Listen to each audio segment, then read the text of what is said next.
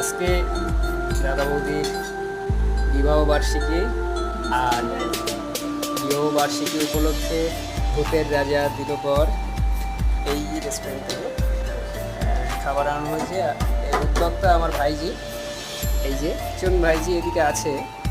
তো এই যে এত সব খাবার দাবার এসছে,